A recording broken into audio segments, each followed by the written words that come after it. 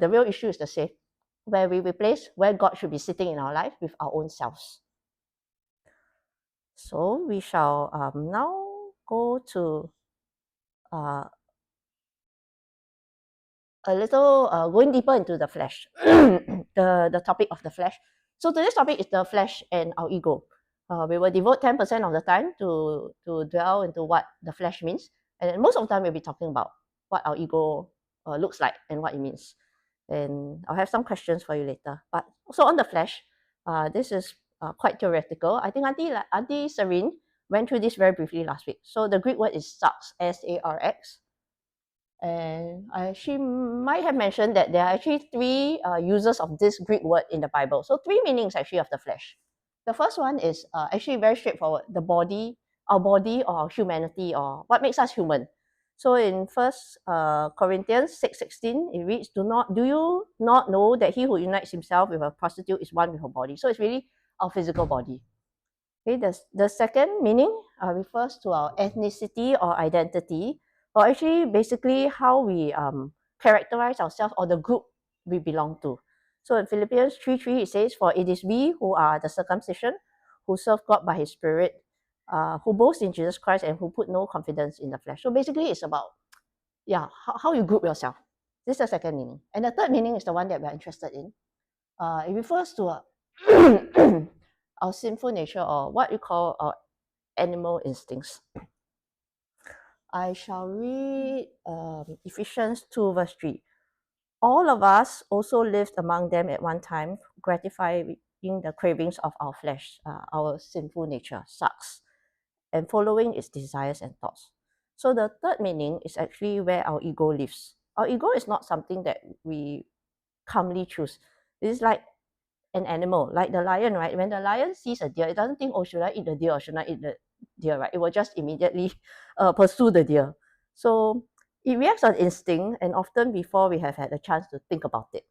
And that's why it can be so hard to catch in the moment, because it's very instinctive. It comes so naturally. So we need to sit down and unpack this term ego clearly today. So before, should I? Okay. Disclaimer. The next slide is meant to be a joke. Nothing against the man. When I send my slides to Jason, I told him, please remove this slide because it will offend the man. But I just checked with him and he said he didn't remove it. So I'm not sure what's going to happen downstairs. What's happening downstairs now? But anyway, this is only the first one, and then the second, right? They rather get lost than admit they're wrong. So male ego, right? There's a quote that says, never hurt a man's ego and a woman's emotions. So society often plays up the male ego. And in relationships, right, women are often told, oh, let the man feel like a man, do not bruise his ego. In the workplace as well, we are told men need recognition, they need validation, whereas women are expected to be more collaborative, be more humble. So my question to everyone is, do females have ego?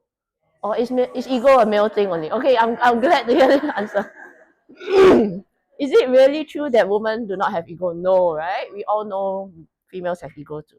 So ego isn't, I mentioned just now, it isn't arrogance or pride. It's different. And for many of us, it's much quieter than that. It shows up in different ways, and we'll unpack that later. So today really isn't about pointing fingers at the male ego. It's about turning the mirror back on ourselves as females, and asking ourselves, where does my ego actually show up as a female? How has it been shaping the way I speak, and how has it been shaping the way I love or interact with the people around me? Ego and pride, are they the same thing? I think they are very, very similar, but they manifest in different ways. So let's unpack this a little bit and distinguish the two words, which we often use interchangeably, but actually at its root is different. So root word of ego is very interesting. I, in Latin, is I. Basically, ego is about self. It's about me. And pride comes from the word prodi. It's also Latin. It means worth or advantage. Slightly different there. So one's about I, right? Me, inside. The other one, pride, is about my worth to others, my advantage. So one inner looking, one outer looking. So ego is your sense of self, pride is your sense of worth. And worth comes from external validation. Ego is focused on who I am internally, and then pride is what I have achieved, what others can see of me. Orientation, so one inwards, one outwards.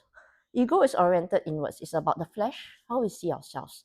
And pride is oriented outwards to the world and how the world sees us. And lastly, how do we overcome ego? It is by submission. So submitting to what should be replacing the flesh, and that is the Lord.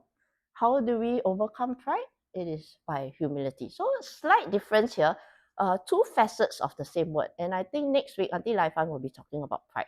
So before we think and worry about how our pride manifests in how we interact with the world and the world sees us, we need to address the inner part first, which is what we are addressing today, ego. Okay, I picked out this, you can read it out.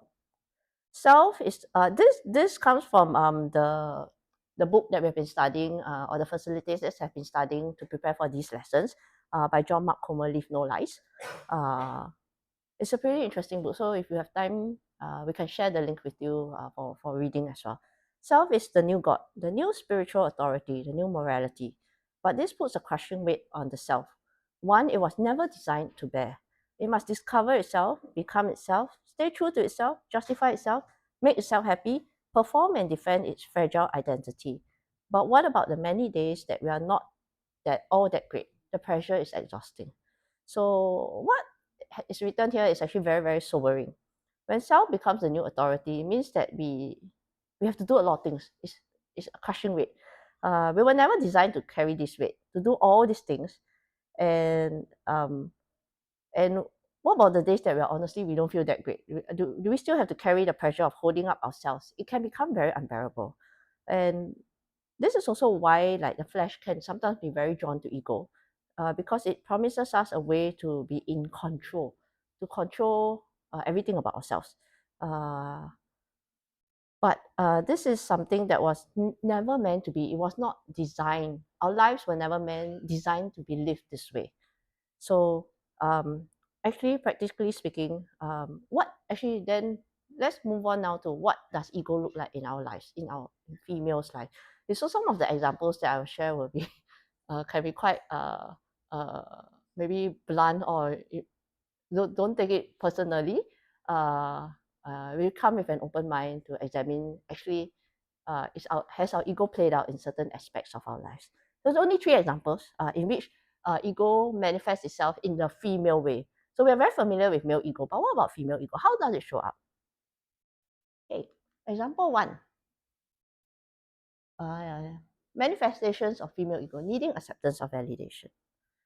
Okay, the male equivalent of this is what we call men needing respect, right? Where we have males in our homes or at the workplace. It's a very well recognized need for men. We probably not and say, yeah, men need to feel respected. But for females, we tend to brush that aside, right? We feel that, oh, our need for respect is not that great. We're not like that. But is it really true? For many of us, actually, this aspect of ego shows up in the need for acceptance, or the need to be validated, in the very things that women are expected to be good at. So one example, what could this look like? It could look like a mother-in-law criticizing a mother's way of taking care of her newborn. How often is she feeding her baby? How being a working mom means that she's not a good mother. How expecting her husband to help to wash the dishes means that she's not a good wife. So this is how our egos may show up when we become older ladies, interacting with younger ladies. It could also, for young ladies, it could also look like a woman judging another woman for not being a good cook, for not cooking enough for her family, for not boiling soup the long and tedious way. So for me, actually, this sounds very familiar. This is actually ego. It's plain and simple ego, female ego. We don't say it, of course, in a proud way. We dress it up, right? We say, oh, we have very high standards. We just want the best for our families. But underneath, it is still comparison, it is still judgment, dressed up as concern. And so how do we set this aside? We It starts with first refusing to compare with other women. Okay, the moment we stop measuring ourselves and other women against a standard of what is a good wife, a good mother, a good cook, then ego loses its grip on us. It has nothing left to feed on. I quote Galatians 1:10, "For am I seeking the approval of men or of God? When our worth rests not in being validated by comparison, but in being approved by God." Paul says that he stopped trying to please people the moment he became a servant of God. So that's the call for us to do. The next time we feel the quiet urge to compare, to judge a fellow sister, and to prove that we're better than them, let's pause and ask, whose approval actually are we seeking? Okay, example 2. Difficulty accepting differences. For men, the equivalent is very straightforward, cannot be wrong. This is the classic male stubbornness that we all joke about, right? Just let the man be right. For women, I find that this manifestation may take a different shape, and it's about us having difficulties accepting people who are different from us and who do not fit neatly into our groups. It plays to the fact that we like to have our own safe group, our own cliques of friends. It could look like how we treat a new sister joining our fellowship. So she may have different views, different ways of doing things, different personalities. And instead of welcoming her, we quietly resist this new person coming into our safe and close group whom we have built up over so many years. We tell ourselves, oh, she's different, it may disrupt the group's rhythm. But underneath, it's really about comfort, how we've grown used to our own ways, our own dynamics, and how we don't want to be disturbed, basically. And so for myself, I recall many years back, there was a new sister who joined like a group that I was in. And we had a very healthy, hearty discussion on our children, our families, biblical stuff. And then she actually exclaimed, "Oh, I love these groupings because I love free food." So immediately when I heard that, I was like, what's happening? I was very taken aback by her comment that, oh, she's here for the free food. So then it just immediately affected how welcoming I was her in future. Like I kept looking at her with a different lens. And that's ego lah, basically. You know, it says, oh, my way, my group, the way I interact with others is more important than making room for someone who has her own personal needs and preferences. And yeah, so looking back, I'm really ashamed for the way like, I let that cloud how welcoming I was of her. And so this is also ego, having our own cliques and not welcoming others who are different into our groups. And how do we overcome this? Romans 15:7. Therefore, welcome one another as Christ has welcomed you for the glory of God. He didn't wait for us to be like Him before accepting us. So that's the same acceptance that we're called to set aside our ego, set aside our comfort, our preferences for people who are like us and choose to welcome one another exactly as we are. The third one, I think many of us it may resonate with many of us, which is believing we are too broken. So for men, the male equivalent is believing that we are self-sufficient, right? The classic instinct to say, oh, I don't need help. Men tend to be like, I don't need help, I can fix this myself. For women, this manifestation of ego actually shows up in an opposite way. It shows up in believing that, oh, I'm too broken or I'm not good enough. I cannot be helped at all. It may sound strange. How can believing we are broken be a form of ego? But actually, what it's saying is that it's my sin, my mistakes, my problems, my weaknesses. It's too big for God's grace. It puts ourselves at the center because we are so preoccupied with our own weaknesses that we go the other direction and we say we don't need God because God cannot save me anyway. I'm beyond saving. It's still about being too preoccupied with myself. So how could this look like in real life? It could look like a sister who quietly believes that she's not good enough to serve, and she doesn't belong in the church. It could look like a mother who believes that she has failed. She's not good enough to serve also because her children are no longer coming to church. It could look like any of us. We're playing our own mistakes, failures, our human weaknesses, and saying that yeah, we're too far gone. I cannot be saved. And so how do we set this aside? Submitting to God's grace. And that's one of my favorite verses, 2 Corinthians 12:9. My grace is sufficient for you, for my power is made perfect in weakness. He doesn't. The verse doesn't say almost sufficient. It doesn't say sufficient for some people only. It says sufficient for everyone. Our weakness doesn't disqualify us. It's actually the place where God's power can be made most visible. So when our ego deflates, that's the other part of ego, right? It deflates. It whispers to us that we are too broken, too far gone, too lousy. That's not God's voice. That's not the Spirit's voice. And God has not asked us to be perfect before He uses us. He asks us to stop hiding behind our brokenness and let His grace be enough.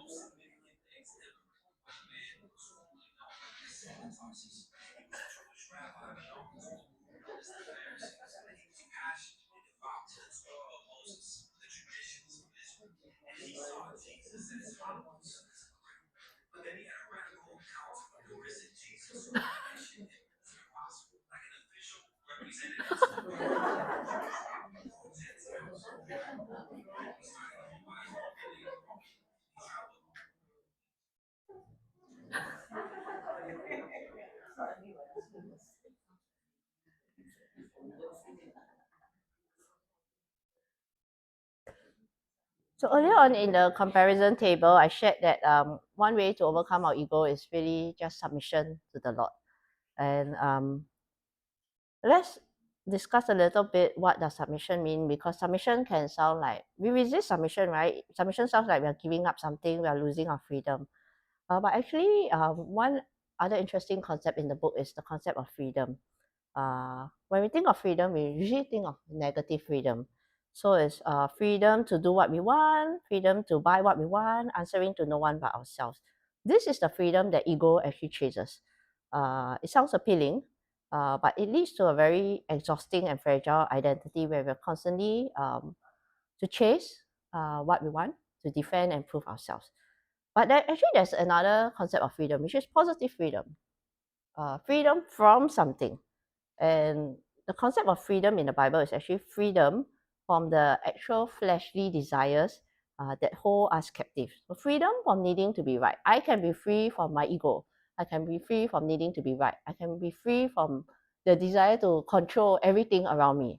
I can be free from the need to compare with others. I can be free from the need to prove myself that I'm a good mother, a good wife, a good cook. So that's the freedom that we're looking for. In Galatians 5:24, it says, "Those who belong to Jesus Christ have crucified the flesh with its passions and desires. Since we live by the Spirit, let us keep in step with the Spirit." So submission isn't freedom to, it's freedom from. It isn't losing ourselves, it's laying down the exhausting task of feeding our own ego every single day and letting the Spirit take control instead. And so I think as women, we all know we are very strong. We must let our strength come from God, come from the love we have for the people around us, and that should be the source of our strength, and not our own ego, the need to compare and prove that we are really great or better than others. And so I'd like to end off with a short story about what happened to me on Friday. I was walking with my daughter to school. We were rushing because she had to go early for Teachers' Day practice. Rush. And halfway there, I fell down. I just stepped into this pothole. Yeah, so you all know, right, what falling down feels like. Falling down every yeah, I stepped into this pothole that is like a grass. So fell down. And then I was like, oh dear, we need to rush to school. And then there's like a lot of blood, and then I had to clean it up. The blood okay. But then I still had to I sprained my ankle, and then I still had to try to get my ankle walking, because still have to walk, right? Still had to get my daughter to school. So I realized that actually for many of us women, we actually, what we do, right, is not to prove anything to others. Really, deep down in our heart, actually we are all coming from the right place. Nothing to prove. We just want to do our best for the people we love, and we will derive strength from the people we love and the Lord. So I would like to encourage everyone to let this be how we get our strength. Not really not ego, not really because we want to prove something lah. And let us go with that hope that actually we are capable of being strong, because the Lord keeps us strong, and the Lord has put these people in our lives that we need to be strong for. And it's a very long, so my last point is that take the long view. It is a very long journey that we have. We will have plenty of opportunities where our ego wants to take the wheel.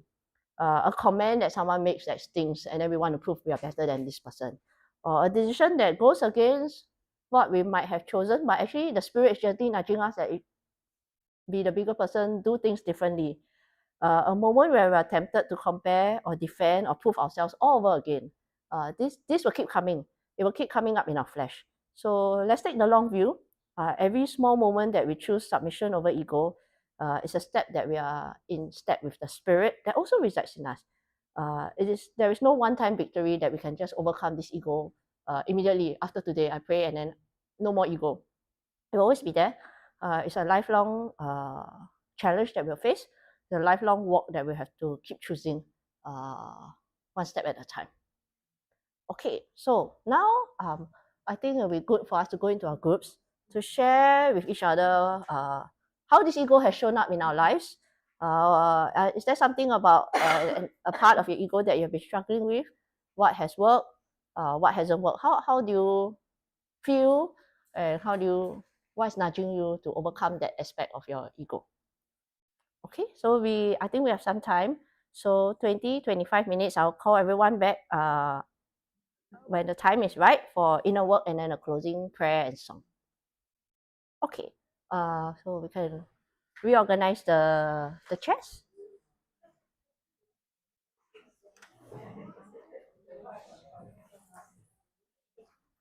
Sorry, I was late. It's okay. I almost wanted to hang around downstairs. With the magical lizard, Jason. Seems they come in later than me. Careful, the wire.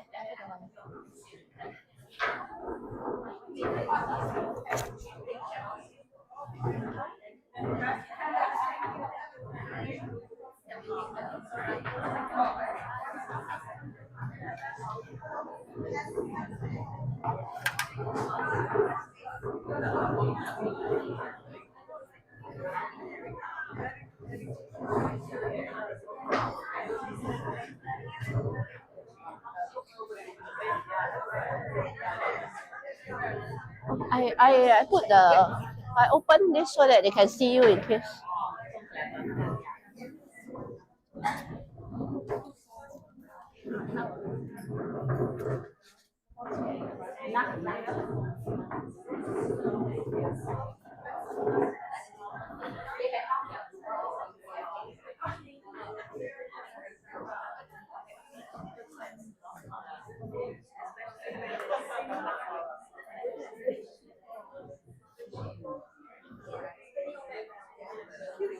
Thank you.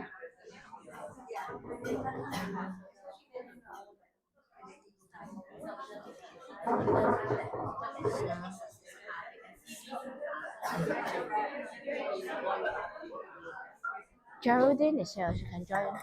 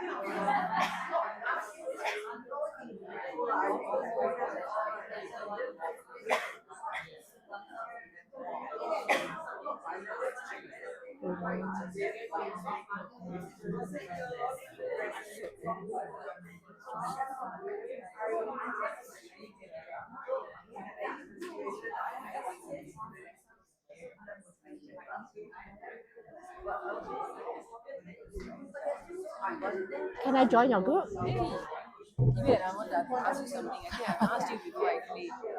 Can we have the slides? Can. There is a folder with all the slides, so maybe I can share with all the sisters. Yeah, I'm not sure who are the others. Can. There was one other, so yeah, I'll share with all the facilitators and can share. Okay, I'll share in the chat, and you can share with your group. I think Wai Chin asked as well, so whoever wants to access now, I mean, yeah. And I'm sure you all are also using a book, is it? Yes, we are using a book.